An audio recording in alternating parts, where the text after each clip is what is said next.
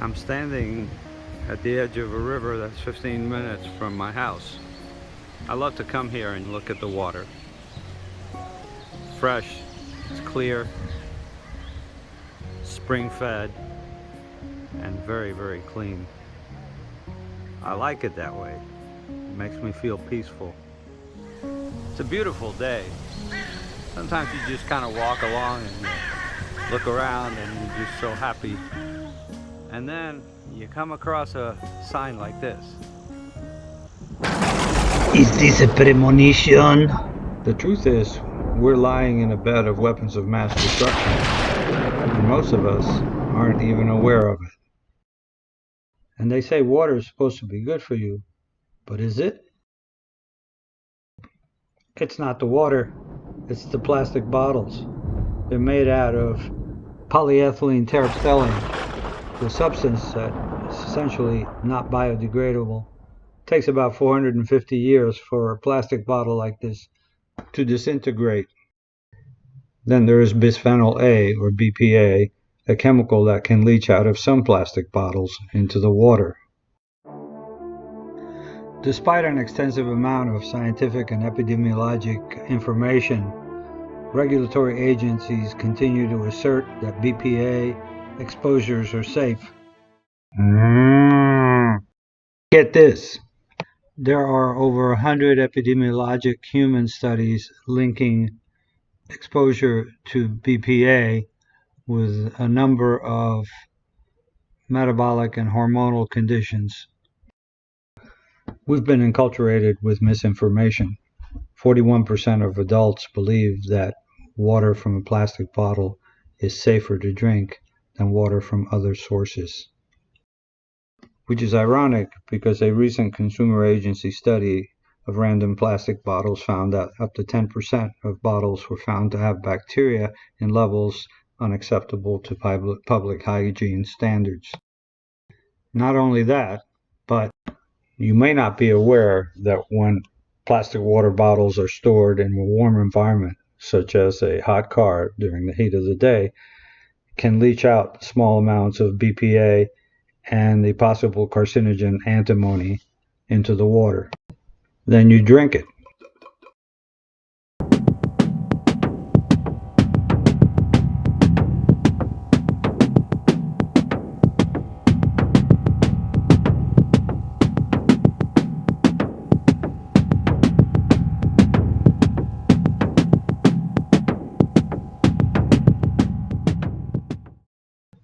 Do you want to know a secret?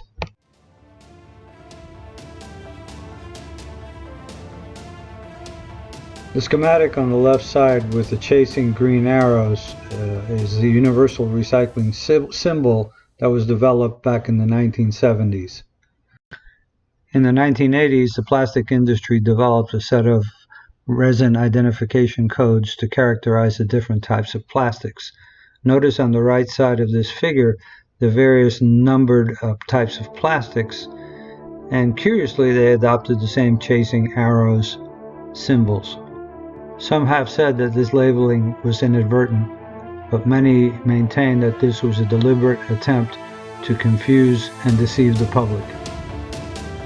In fact, we now know that this was an orchestrated attempt by the industry to try to confuse and mislead the public into believing that recycling would mitigate the increasing production of plastics.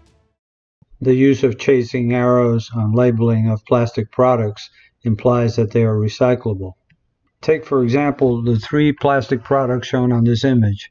All of the items have the same code on the bottom, implying that they're recyclable, but only one is in fact able to be recyclable.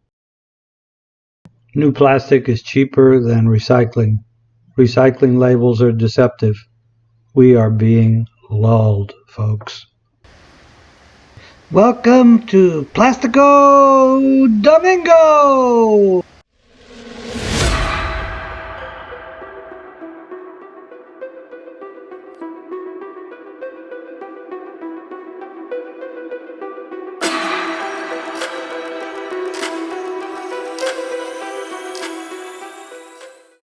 Sushi, anyone?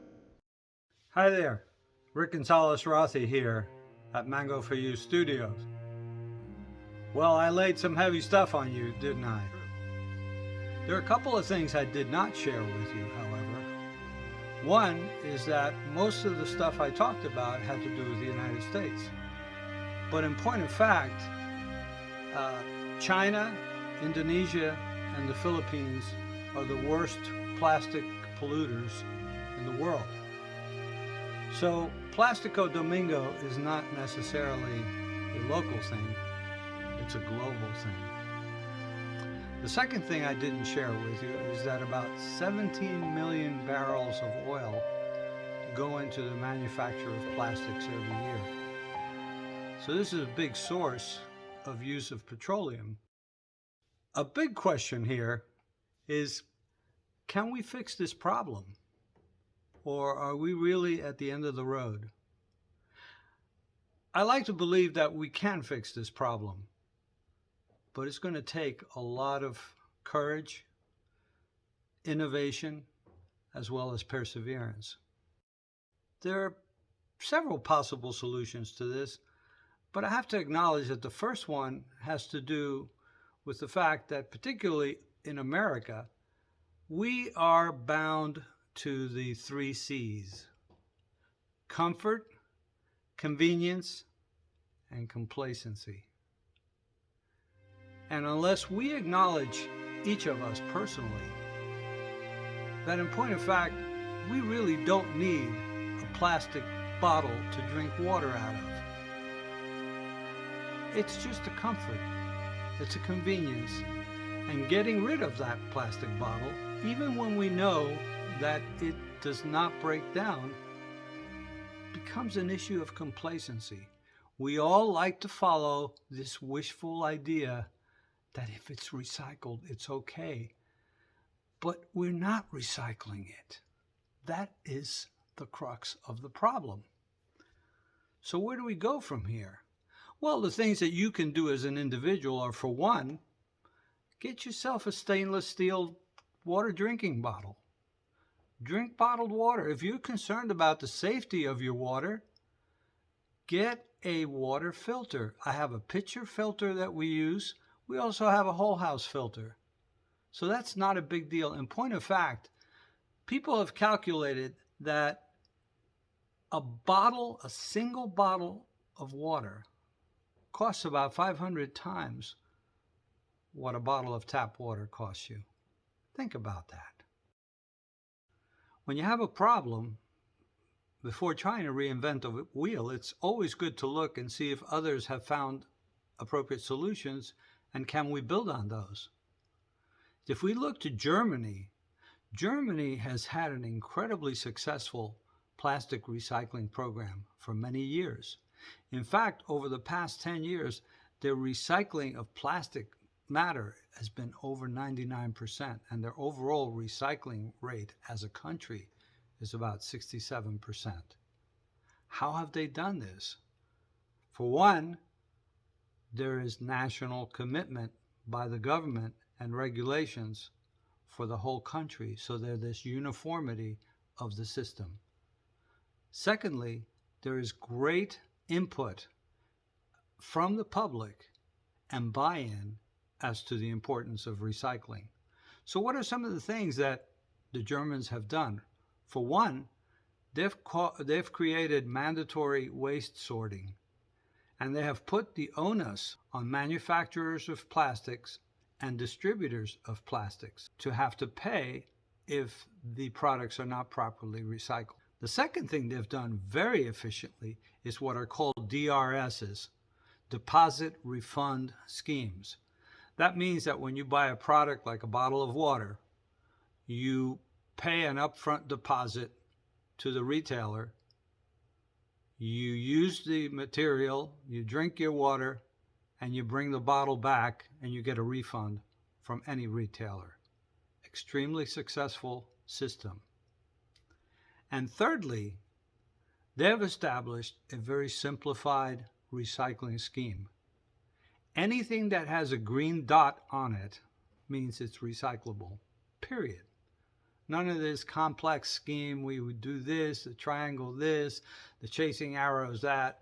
This is all very confusing, and it's, as I pointed out, a big trick of the industry to try to really conflate the whole situation about plastics and recycling. And lastly, the Germans have put a ban on single-use plastics, not only plastic bottles, but plastic bags. This makes sense, and it has worked for them. Now, let's look at what of these kinds of things have we been able to accomplish in the United States.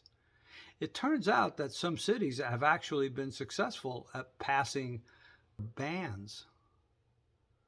For example, San Francisco has a plastic bottle water ban. So does Concord, Massachusetts. Some universities have done this. Washington University in St. Louis established a plastic bottle water ban back in 2009. They've been highly successful. In fact, they've saved about 500,000 bottles a year from being used and wasted. There's no reason why other universities can't do that. And as far as the DRS programs, the deposit refund schemes, there are several states in the United States that have had these systems, such as California, Connecticut, Hawaii, Iowa, Maine, Massachusetts, Michigan, New York, Oregon, and Vermont.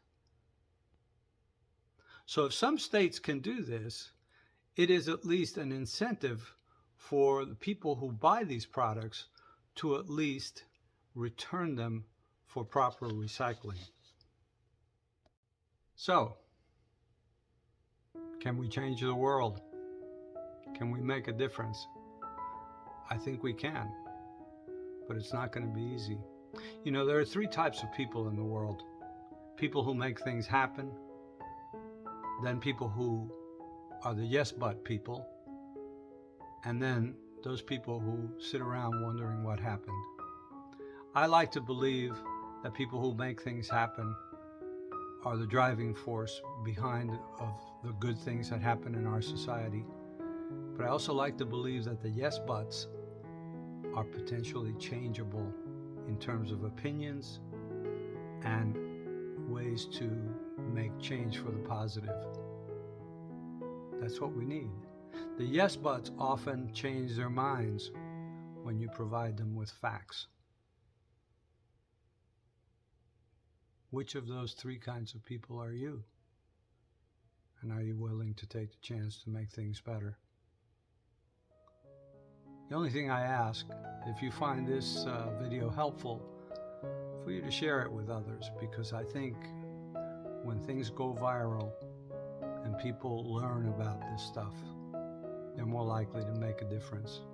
Don't be complacent. See you real soon. Oh, by the way, I understand that the state of Florida has been planning on making Plastico Domingo a state holiday. It is the only state in the union that bans on plastic products. Pretty incredible, isn't it? Just when you thought you've heard it all. Híjole! Hasta la pasta.